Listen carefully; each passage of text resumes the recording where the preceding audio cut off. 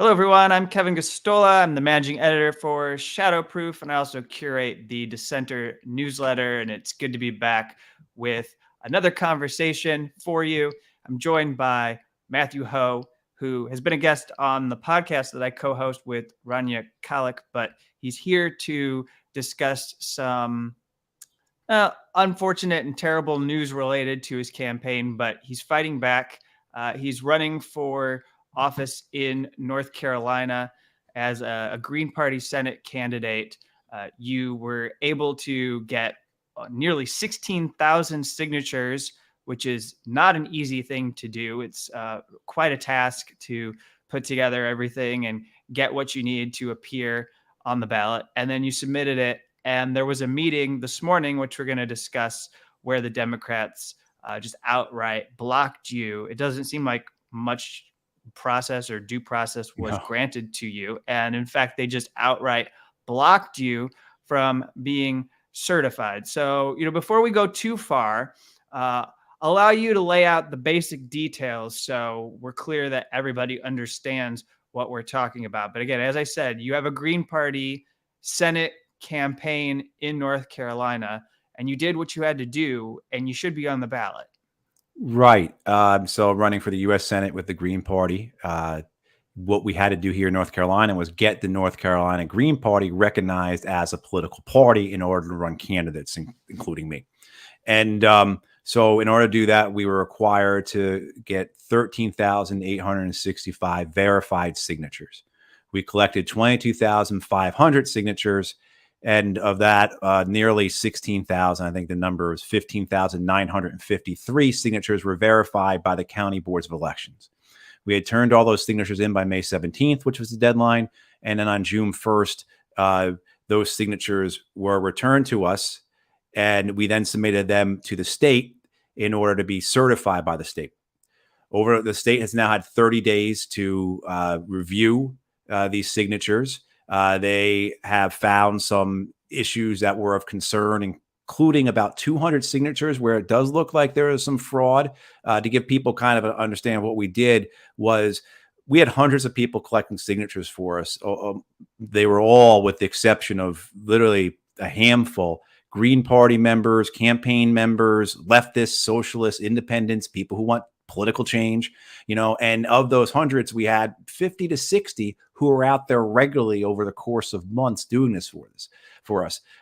They collected 95% of our signatures. We also used paid petitioners to collect about 5% of our signatures, including two people who seemed like they had, doctored up some signatures to get more money. So the State Board of Elections noticed this. We've been working with them for the last month on this. We're completely transparent, give them everything they need. And today, on the last possible day to be certified, because there's a July 1st date required by the North Carolina statute governing this, where we have to have our convention by, and our candidates have to register as Green Party members. So we were literally up to the last day here when the state chose to have this meeting. And again, 30 days, all they've presented to us are these 200 signatures.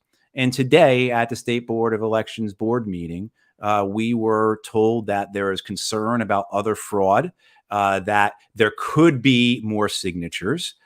There was no evidence provided. The things that were pointed to were all kind of onesies and twosies, like, well, this was an old petition form and this form was turned in without having a county name on it.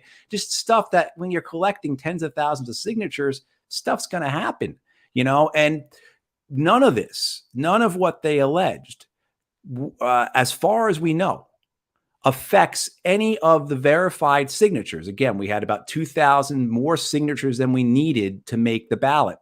And none of what they said today affects that. And when our lawyer asked the chair of the board, does this affect any of our verified signatures? He refused to answer. And when our lawyer followed up again, he was cut off and his microphone was turned off. And then it went to a vote, and the vote was a strict partisan 3-2 decision. And it really is. It's infuriating. It's frustrating. It's I'm devastated for our people who spent months getting us to this point. Everything from college students to grandmothers were out there doing this with us. And, to have this, to be told that you committed fraud, but we have no evidence of it. It just, what it does, Kevin, though, is it reinforces what we're doing and why we're doing it. The two-party system is corrupt, it's undemocratic, and it's harmful. And this is why we are running as a third party to create a multi-party democracy. I think if I had to sum up what happened today, it's very simple. They did what they did because they could.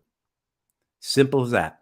These three members of the board all are appointed by Governor Cooper. They're loyal to Governor Cooper. And that is, I think, all you have to know, because, again, there is no due process here. We were denied opportunity to speak. They've had 30 days to investigate. One of the things that was interesting that was brought up, I'll stop here so but one of the things that was brought up by one of the Republican board members is that in 2020, there was no verification of signatures of anything. So in 2020, the State Board of Elections did not conduct one single verification of anything in that election cycle. But now in this cycle, as the Green Party's here, the Democratic-controlled State Board of Elections is now taking more than the authorized time to go through these. And then even on the last possible day saying, we think there could be, so we want to hold this up. And holding it up would have put us into a whole different type of problem anyway, but they just ended up not certifying us at all. And so now we have to pursue legal action to remedy this.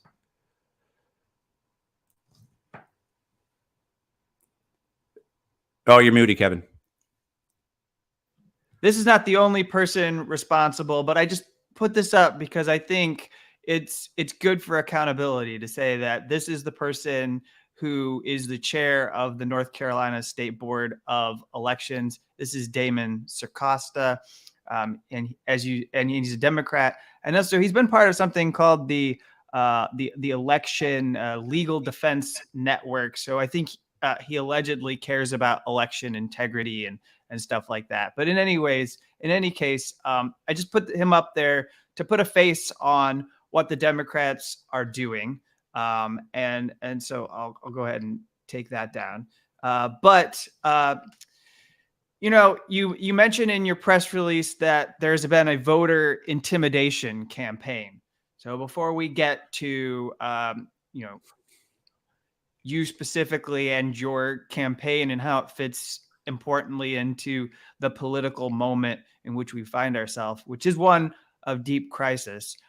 You mentioned in a separate release, but you also refer to it in reporting this news that you were denied access to the ballot, that this group, the Elias Law Group, got their hands on all of these petition signatures and the personal identifying information of these people who signed, and that this Elias Law Group was calling around to people and asking them if they'd like to remove their name from your petitions and,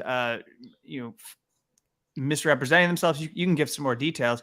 Yeah. But also you say that, but also this Elias Law Group is connected. A partner of it is Mark Elias, who is a well-known Hillary Clinton Democrat who was a counsel for her campaign, I think in both 2016 and maybe even earlier when she ran in 2008. He's very connected to the Democratic Party. Those emails that were published from WikiLeaks that revealed what the campaign was up to showed that he was trying to orchestrate a way that the campaign could get money from super PACs without violating their own campaign pledges. He was involved in greasing the skids for the Democratic Party so that it would be easier for Hillary Clinton to run. I'm always careful about the way that I talk about this. It's not that they rigged the primary against Bernie Sanders in 2016. It's that the Democratic Party made it easier for Hillary Clinton to avoid a primary challenger, which is what is kind of happening here in this case. Again, the Democrats are making it impossible for someone to challenge them from outside the two-party system. Right. And this is a whole separate issue from what happened today. But it's connected. If anyone thinks this is not connected, I don't know what to say to you, at this point, right? So last week we became aware that Elias Law Firm was down here in North Carolina representing the Democratic Senatorial Campaign Committee and by extension the North Carolina Democratic Party. And the Elias Law Group, as you mentioned, is the top tier Democratic Party law firm. There's no one in the bullpen after them. I mean, that's it. I mean, they went right to the top against us, which is a degree flattering in the sense of how they viewed the campaign, the party. They saw what we did in terms of the organization to get all these signatures, in terms of getting out there. And more importantly, the most important thing is they knew what we represented. And that they do not want anyone on the ballot who's going to represent workers' issues, right? Who's going to represent health, who's going to talk about healthcare, who's going to talk about housing, who's going to talk about jobs and living wages, education, debt. So it's not about keeping me off the ballot. It's not about keeping the Green Party off the ballot. It's about keeping those issues and the people they represent off the ballot. So a week or so ago, more than that now at this point, we realized they're down here and we start hearing from people. Hey, somebody called me and asked me to take my name off the petition.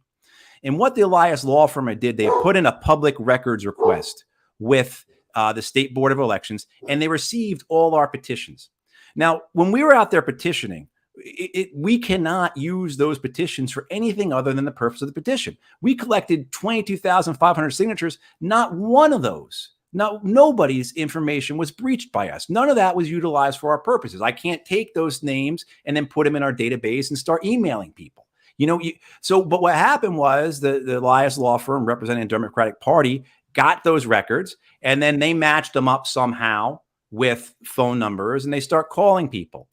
And we're hearing from people about this. And what we're hearing is that, they called and said they were the Green Party. And would they take their name? Would we take our names off the petition? And we start getting text messages. They texted me. I'm the candidate for U.S. Senate. And they texted me, would you like to take your name off the signature list? And no, and what you're seeing is a politicking with that public information that has to be illegal. And that's one of the avenues we'll pursue in this. But what we're also seeing was the fraud in that, the people being misled, where we have on audio, because they're calling thousands of people. So people were able to know this was coming. Plus, they were calling people 5-6 times a day. So we have folks who were recording the conversations, and very clearly they would identify themselves as being with the Green Party, asking us to take names off. They would also say things like, this is going to, with abortion in the balance, this is going to tilt things to the Republicans, et cetera. Then this week, they started showing up at people's doors and coming to people's doors, knocking on their doors. And we have reports that they said they were with the State Board of Elections. We also have reports that people who had told them either on the phone or via the text message, no, I don't want my name removed, they showed up at their door anyway. So what we see is just a complete misuse of public records, but also too the fraud, the malfeasance, the attempt at shaming, the bullying, the harassing that comes with a campaign like that. Because again, people were getting phone calls 5-6 times. I saw one screenshot of somebody's phone where they had been called 4 times in 3.5 hours. And so along other things, what they were doing. So that's what we were up against in the sense of this big DC Democratic Party law firm coming down here and trying to get people to remove, as well as they file complaints with the State Board of Elections that we were engaged in fraud. The Green Party was engaged in fraud. They're saying we were being deceptive, that we weren't telling people who we were when we were out there, that we were lying to people about the purposes of the petition. Just absolute nonsense. I mean, we were out there in our Green Party T-shirts and our hats, and we had our literature, we had our banner. The petitions themselves said to form a Green Party. You know what I mean? Like the idea that we were somehow making, telling people it was for something else to get them to sign was just absolute. And of course, the idea that this is what they're saying, why they themselves are doing it, is just adds another layer to this. And it's a very believable layer. People understand this. This is when we were out there getting those 22,500 signatures. This is what we heard from people over and over again. They are sick and tired of this. They are sick and tired of it. They're seeing their rent going up 20%. Putting gas in their car is costing them 2/3 or maybe even a full day of pay. They're seeing the same, the continual deterioration of their lives, the continual, well, I need to go to the doctor, but let me check my banking account before we do. We just had a statistic come out by the Urban Institute last week that 1 in 4 North Carolina adults are in collections for medical debt. Collections for medical debt. Not in debt, but in collections. 1 in 4. How is that sustainable for an economy? How is that sustainable for a society? Let alone the pressure that puts on the individual and their families. And that's what we were meeting. And so again, it goes back to, this is why they don't want us on the ballot, because this is what we're going to represent. And it's a danger to their donors. Yeah. So I don't like to necessarily boil things down to identity all the time, but I think it's really important to emphasize here, and I know you did in your statements to the media about this, you're a disabled Marine veteran who is going through this, that has now been targeted, who has lost their right to run in North Carolina for a U.S. Senate seat. Again, I feel like repeating this over and over again throughout our conversation. You did what you were supposed to do.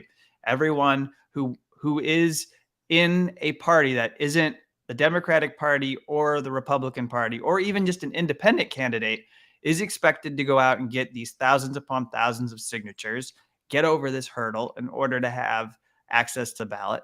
And then when you do, it's expected that you will be allowed onto the ballot because you've completed the task that the state requires for you to complete as a campaign. And this isn't like something that is unusual. I think all 50 states have this process, and it is skewed to a degree that, the Democrats and Republicans don't really have to go through this because of our two-party system. But then we have this other process for independent and I guess you'd call them third-party candidates. And if you complete the task, you get on the ballot. So anyways, I just think it's important to emphasize that, this is, and you recognize it as well, this is a clear violation, in my view, of your due process rights, but it's very much in the tradition of the Democratic Party.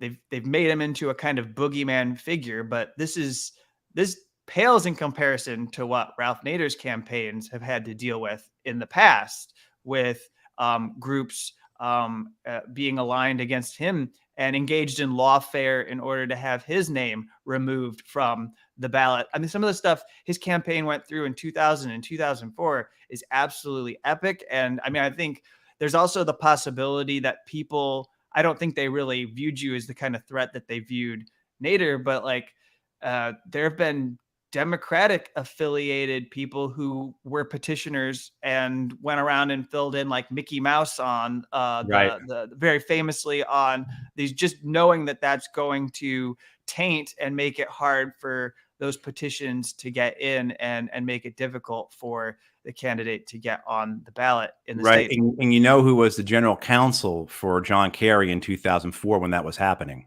It was probably Mark Elias. Mark Elias. Exactly. Mark There's Elias, a long history in this, and it keeps being the same guys, man. You know this with the foreign policy and the wars and the human rights. It's the same guys. It's the same influence and access peddlers who just literally high-five each other on their way out when the administrations change over. and it's the same people. And whether it's in the legal aspect, the money aspect, the public relations aspect, whatever, it's the same group of people. Go back to George Carlin. It's a big club and you ain't in it. I mean, that's what we're dealing with here. And it's this, the danger with this, what I see is the real danger, because we've seen this happen in Montana a couple of years ago. It's happening right now in Illinois, Wisconsin with the Hawkins campaign. You have the ability for these politically dominated and controlled state boards of election to just do what they want. In this case, we did exactly like you said. We did everything we were supposed to do. We collected the signatures. The counties verified them. We were more than 2,000 over what we needed. We met all the deadlines. We were cooperated fully with the State Board of Elections and all the counties. And today they said, we're not going to certify you because we don't think you did it right. That's it. That's literally what it came down to. We don't think you did it right.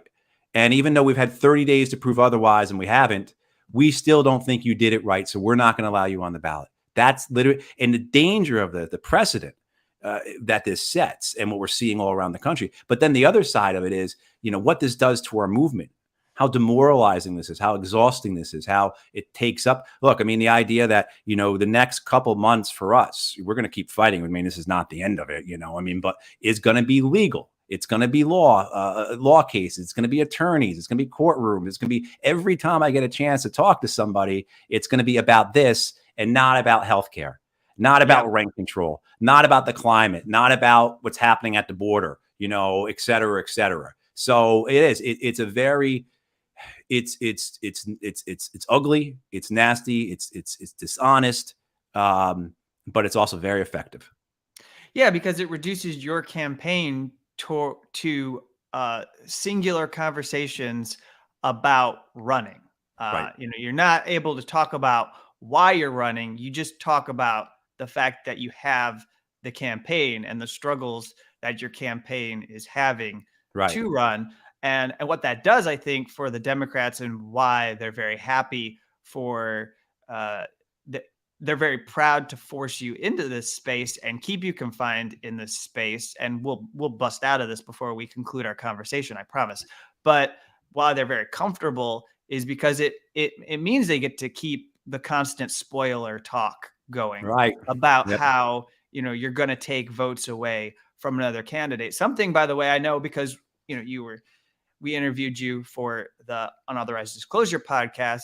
I know that, there were people who signed your petitions who probably feel like they're going to support Democrats and told you they would support Democrats, but they also recognized and were comfortable with allowing another choice on the ballot and letting the Democrats actually win. And I don't know, I don't think it's really changed. I don't know that it's gotten worse, but something that seems more pronounced in our political culture today is this idea that you can just keep people out of sight, out of mind because they don't have a chance of winning. I mean, I don't understand. That's not democracy. It's not democracy. Just because you're not likely to get more than 10% of the vote because of how the system is rigged doesn't mean the Democrats get to keep you from the ballot and not have to win that 10% so that they can beat the Republican. Correct. And that is a very insidious understanding of the system that many people have. And it's not, look, when we were out there and we spoke to, I don't know how many tens of thousands of people, right? We collected 22,500 signatures and we spoke to twice that many people at least, right? We didn't hear this stuff about spoilers. We didn't hear this MSNBC, Fox News, pundit type jujitsu, about how you're going to ruin, because normal people off of Twitter and outside of Fox and MSNBC don't think that way. What they look at it is, oh yeah, it's another choice. I mean, we would have, I would have people come up, I'd be talking to them and, oh, you're a socialist. I'm a conservative. There's no way I'd ever vote for you, but you need to be on the ballot. I mean, like that type of, that's how I would feel. I mean, and that's why, the Libertarian Party, Constitution Party, whoever, Republicans, Democrats, I mean, we need a multi-party system and that's what we're trying to build. We believe in that and that's what you have to do. But this idea that you're not going to get more than X percent, so it's not worth it and everything else, that's really insidious when it comes to media, when it comes to money, when it comes to people wanting to work with you, when it comes to endorsements, when other left socialist type organizations say, well, I don't know, you can't raise the money. And then the money person says, well, you can't get the media or the attention to really justify me giving. I mean, it's just this circular reasoning where everybody is hedging. And it's a cowardice. It is. It's a cowardice. And you say, well, how are you supposed to build this? You say you agree with it. And 62% of Americans want a third party. 85% want major electoral change.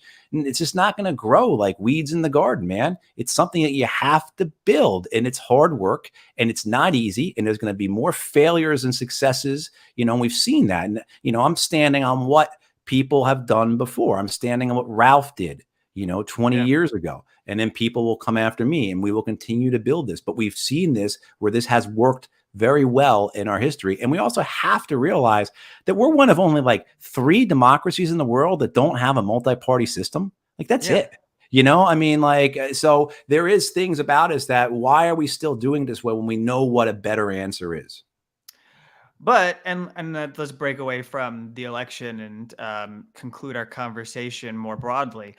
There are very few problems, systemic issues that we face today that can't be blamed on the fact that we have a 2-party system, because we're locked in with this battle with Democrats trying to beat back the threats that Republicans pose to our very lives, and with the Republicans feeling like,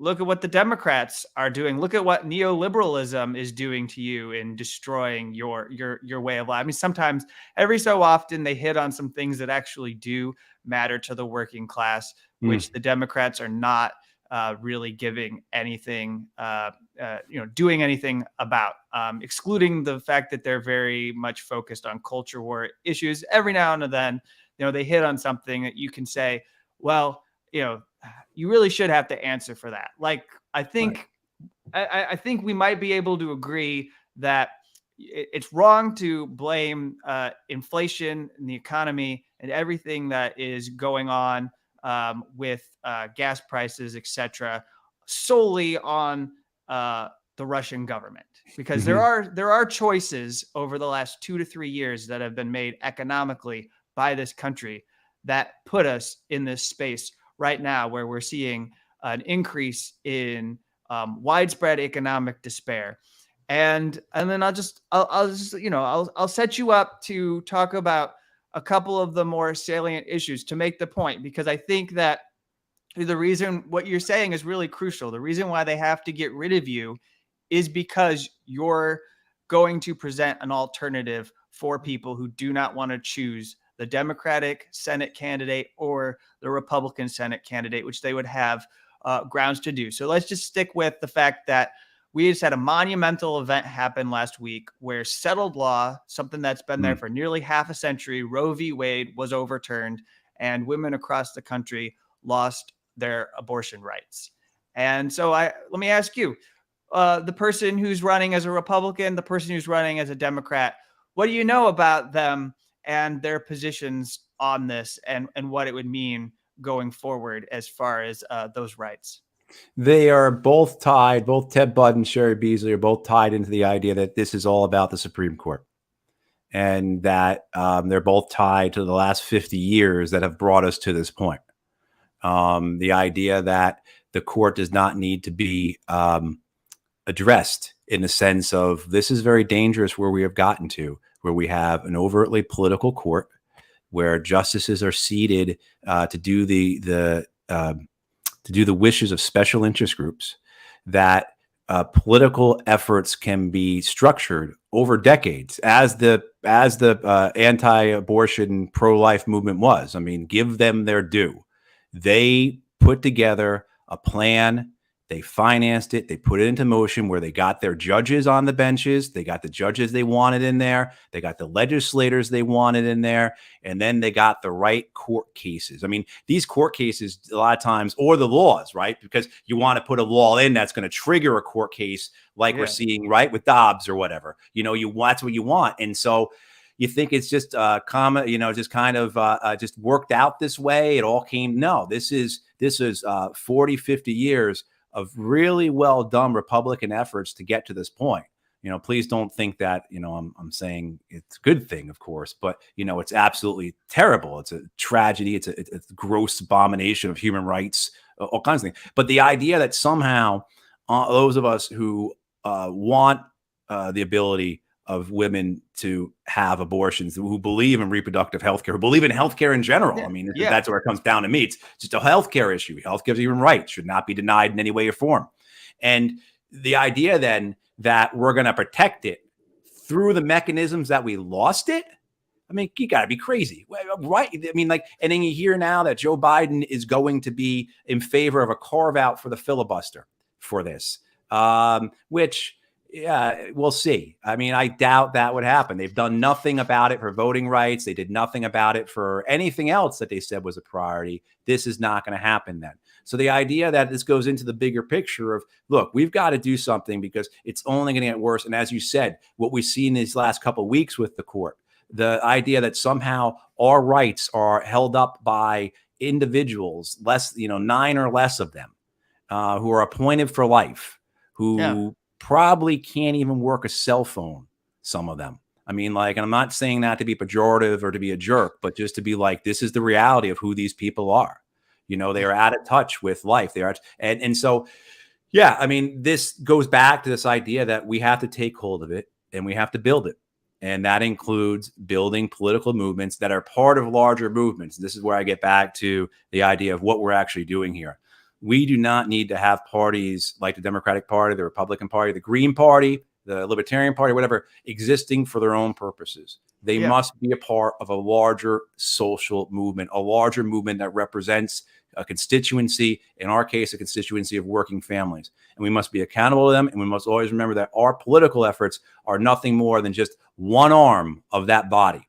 And that's what we're seeking to build. That's what we need to build, because where we go, if we do not do that, if we just have parties for the sake of themselves, is the ruin that we are in now, where the vast majority of people, and workers in particular, are completely brutalized by a system where the choices are such, as we've seen for the last 50 years of financialization policies, where workers have had everything sucked out of them. The middle class is now the ones being squeezed of everything they have. And that is only going to continue because that's a system we have. And the same when it comes down to things like constitutional rights.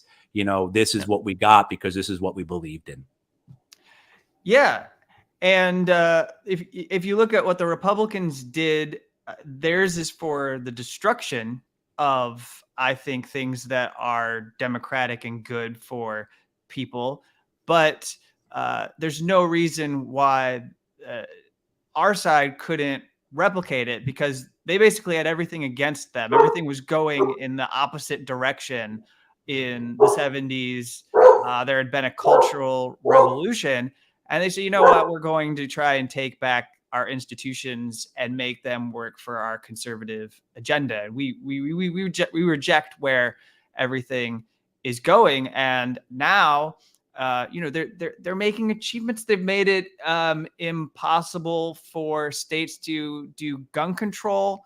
One thing I want to say, and so I have two things I want to work in here that are current events, and then we'll conclude.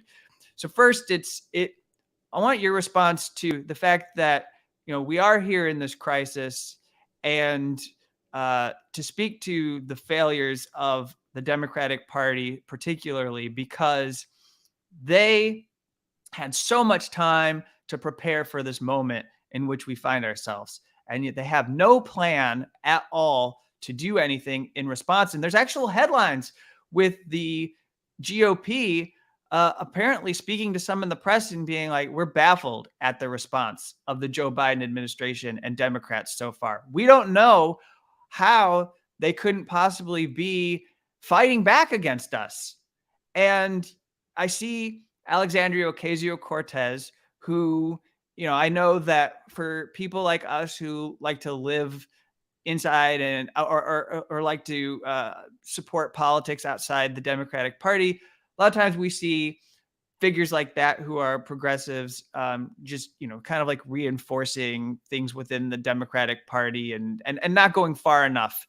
But I have to say that she and a few other figures are the only ones that have proposed a plan of action that people could undertake, that progressive organizations could undertake, like expanding the Supreme Court, codifying Roe, overturning and repealing, or not overturning, but repealing the Hyde Amendment.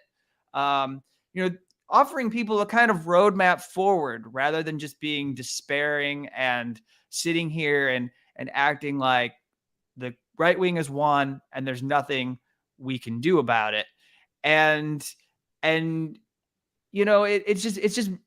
boggles my mind that we're trapped here with these people who are running the White House, because I think that if Donald Trump was in office, people would have no question about what they should do at this moment. People would have no question about what to do. All these progressive organizations are sitting around trying to figure out what to do next because they know that it requires them to make demands of the Biden White House and ask them to act. And it's going to be uncomfortable. It's going to mean that they have to tell them to do something that they don't really want to do. It wasn't in their plan. It's not how they expected to go about this midterm year. But if Donald Trump was in office, we would see so much action right now from everyone. They would have no hesitance whatsoever. And I mean that from Planned Parenthood on down to any other organization that you see, whoever organized a women's march, whoever took any action. But because they're basically trapped within the Democratic Party, I think they're afraid.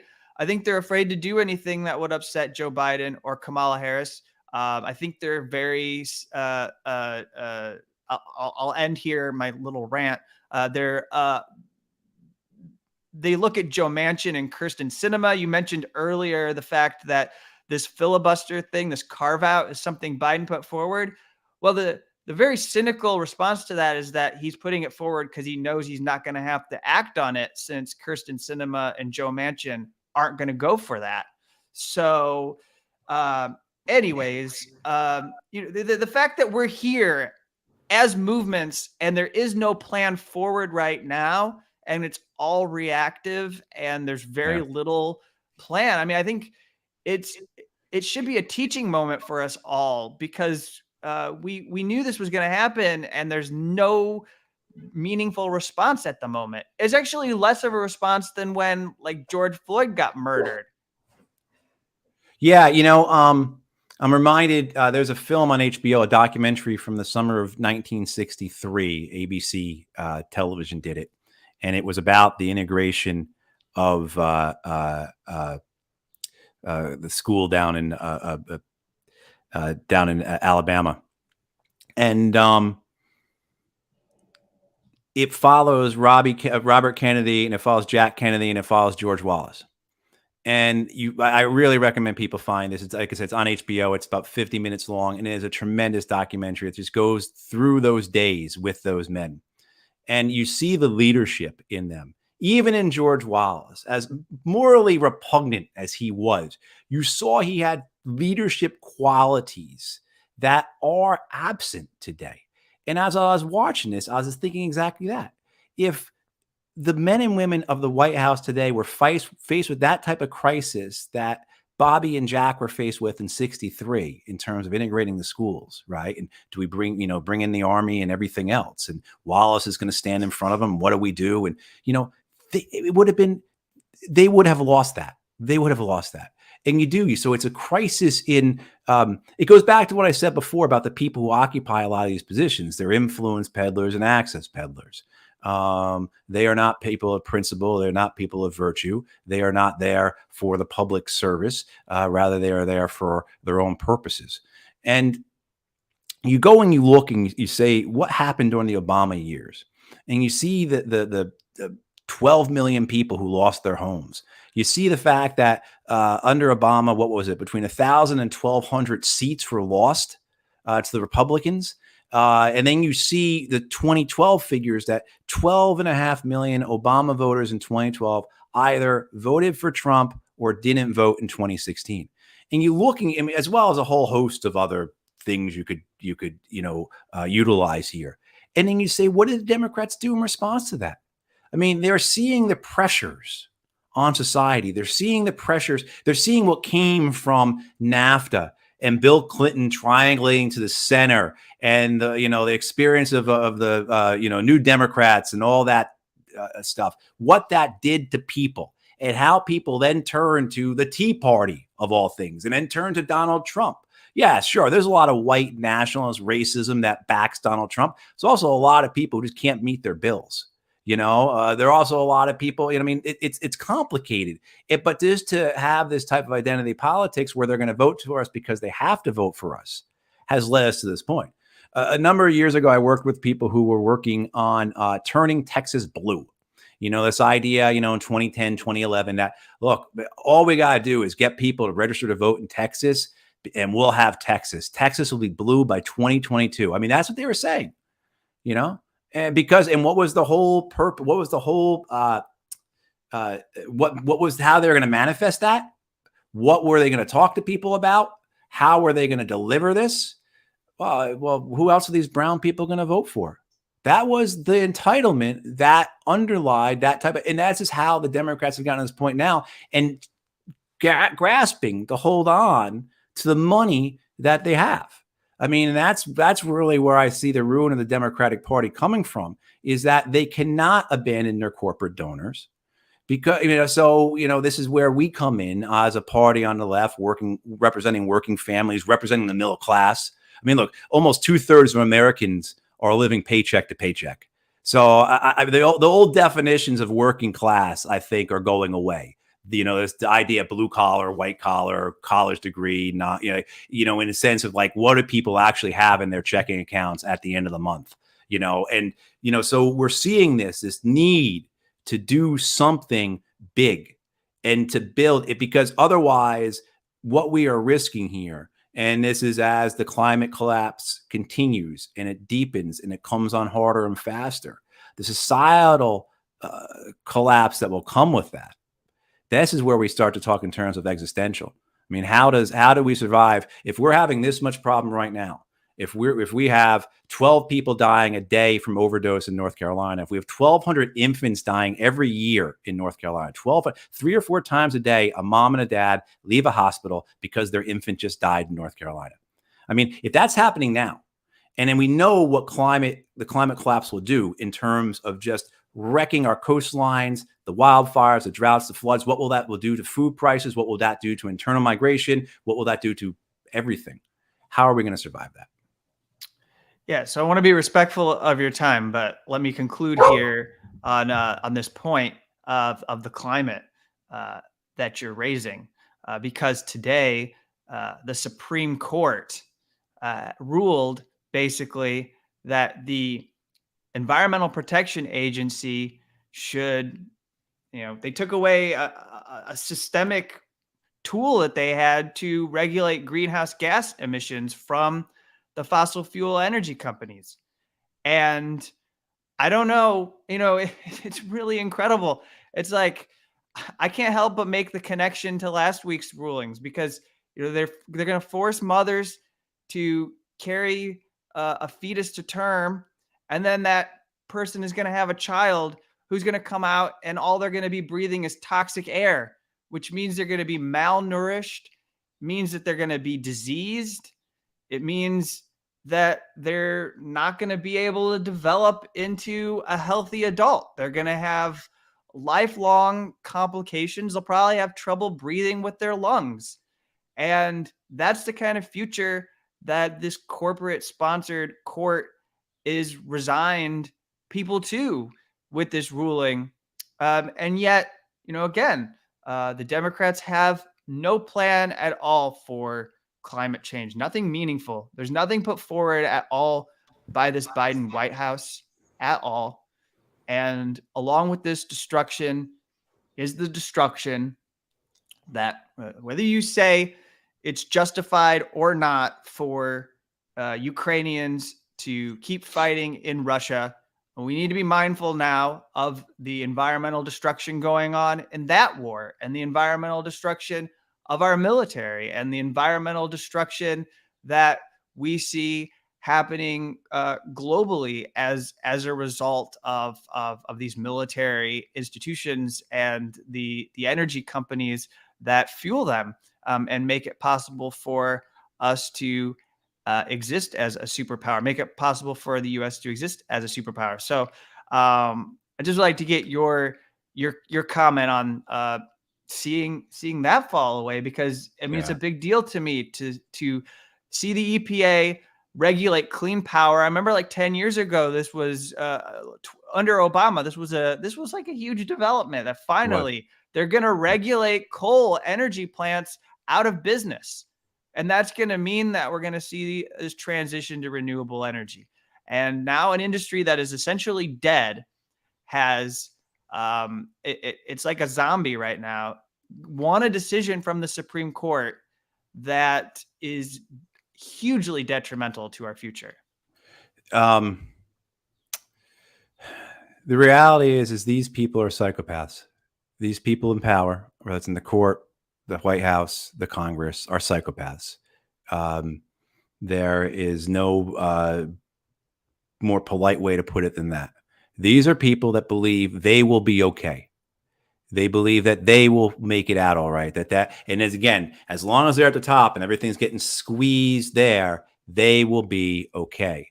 But we live at, big fan of Cornel West, and I was blessed to have read his book when I was in his Race Matters book when I was in college, and see him speak, and all the things I did in my life that I wish I hadn't done, go to war, and there were always parts of me that were influenced by what I learned from Cornel West and how he speaks now about how we live at the intersection of might makes right and greed is good. And we see that over and over again, whether it's in the court decisions, whether it's in the way we treat our people, the way we bomb other people, the way, as in the case with Ukraine, the strategy of the United States is to use Ukraine to bleed and exhaust Russia, destabilize it in the hopes that Vladimir Putin's government falls. My assessment, it's much more likely that President Zelensky's government will fall before Putin's government will fall. But if it does, so be it. And we've seen this happen in Vietnam, Afghanistan, Iraq, et cetera, et cetera. We know how this plays out. But this idea with the climate of what we're experiencing now and what is coming, these people in power believe it will not affect them, that they will be okay, that they will have the money, the power, the privilege, the protection of being able to escape that. We are allowing mad men and mad women to pilot our ship towards the rocks. And the only way that stops is when you take them and throw them overboard. That's it. There's no other way of stopping that. And this is what we're up against. And we haven't even talked about nuclear weapons or anything like that. Well, yeah. And so I thank you for giving me your time. And, the last thing I just feel like I have to say is people have been bombarded for the last 20 years with fundraising messages from Democrats that said to them, and I still can't get over this nearly a week after the decision from the Supreme Court, that said, there's this right-wing threat to women. They're going to overturn Roe v. Wade. Give us your $10. Give us your $20. Elect us, and we'll get into office, and we'll be the safeguard so that your rights remain and you do not lose them. And now they're gone, and there's no way around it. Even if you support these people, even if today you think President Barack Obama was a good president, even right now, if you think President Joe Biden is someone you want in the White House, there's no way around it. They failed. The Democratic Party failed. The Republican Party won. And there needs to be a reflection from all of us on why we got here.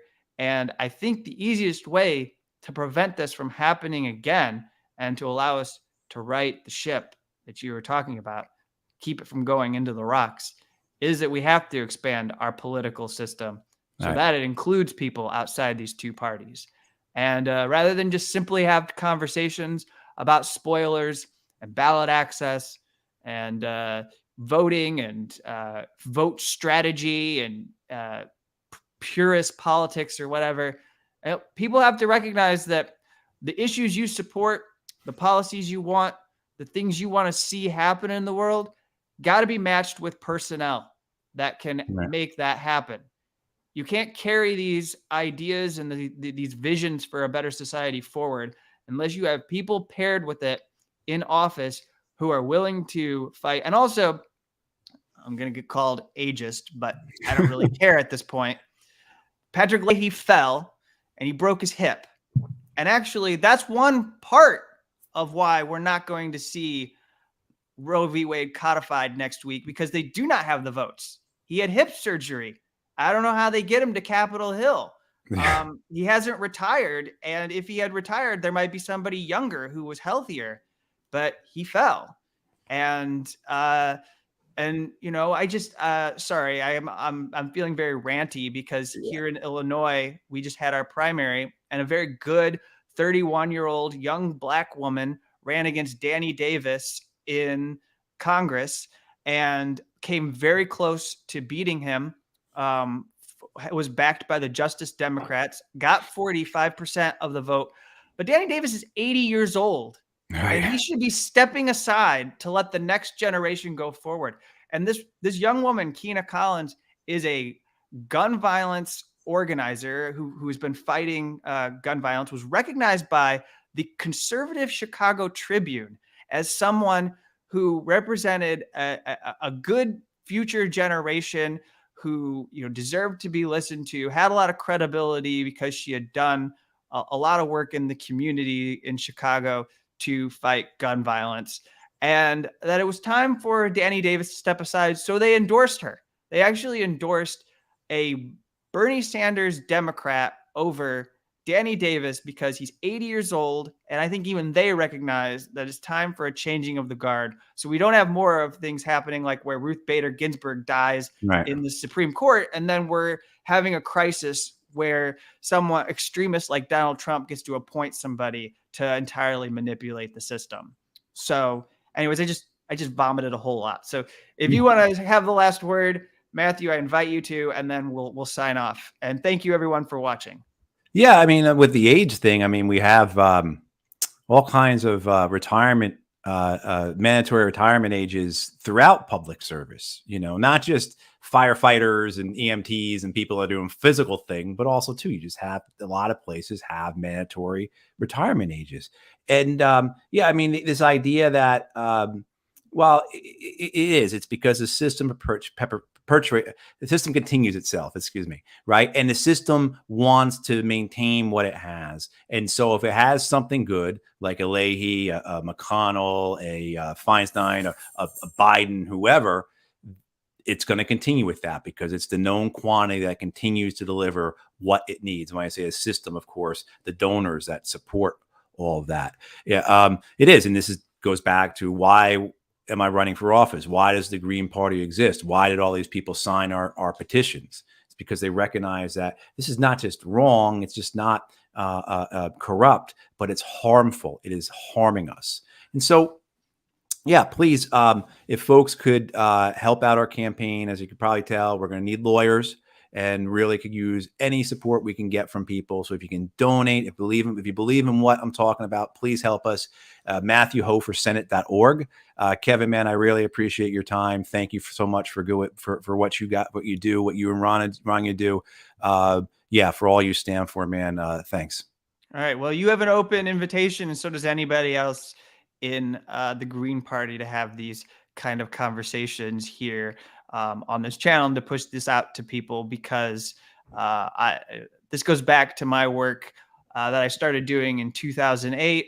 I attended all three conventions in 2008. I was at the Democratic Party's convention. I was at the RNC, and I was also at the Green Party's convention in Chicago. And I believe that everyone deserves to have a chance to be on the ballot. So I thank you for being somebody who put yourself out there. It's not easy, and it's really difficult. But with that, everyone, I thank you. I'll just quickly note that if you made it to the end of this video, please do me a favor and like this video, or go ahead and subscribe to the channel so you can get alerted to future conversations that I have with people like Matthew. And with that, I'll say goodbye, and we'll be back soon with another video. Thank you.